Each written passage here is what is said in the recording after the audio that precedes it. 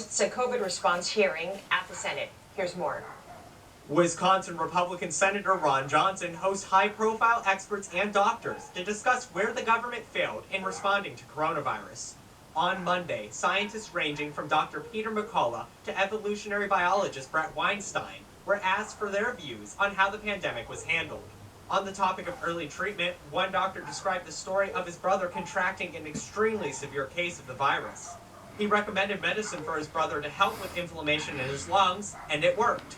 According to him, the idea that there is nothing doctors can do to prevent disease progression once one comes down with the virus is foolish. Well, in medicine for eons, we have known how to treat inflammation and clotting. So the simple construct or the simple concept that there's nothing we can do, go home, let your lips turn blue, is a false construct. And on hydroxychloroquine, a Yale epidemiologist slammed the media's treatment of the drug. He said that the medicine was saving lives in early treatment until media promoted fake studies came out showing the drug to be ineffective.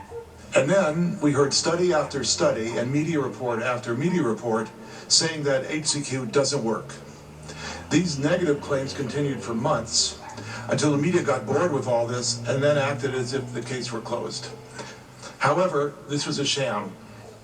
The media reports never covered how the negative studies were actually fake studies. On the vaccines, they brought in a molecular biologist, PhD, Here it to is. discuss the substance that is often being forced into people's bodies. She said that the vaccines are not like traditional vaccines, but rather they overwhelm the body with toxic spike proteins, hoping for any immune response.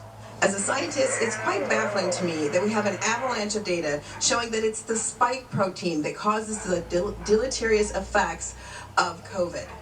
All right? So, but we don't see any problem with putting genetic material into the cells of our body that tell it to make tons and tons of spike protein. Right? We're not adding a little bit like a traditional vaccine. According to one member of the panel, who has since had his practitioner position terminated, the FDA has approved toxic drugs that don't cure COVID for treatment. He targets remdesivir in particular as a real problem. According to studies independent of Gilead, the company that makes the drug increases the chance that COVID patients will die by renal failure. The federal government will give hospitals a 20% bonus on the entire hospital bill if they prescribe remdesivir to Medicare patients.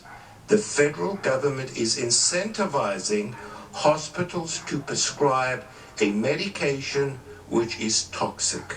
The perverse incentives are not just limited to the administration of medicine either. According to a California doctor, hospitals have been turned upside down and have been singularly focused on one disease to the exclusion of all others. He says this has caused more death and destruction than the virus itself ever could. We effectively abandoned patients that were suffering from other conditions and had other medical needs.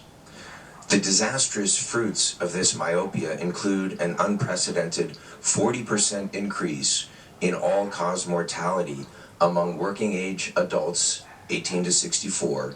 He says that in most of these cases, the mortality had nothing to do with COVID.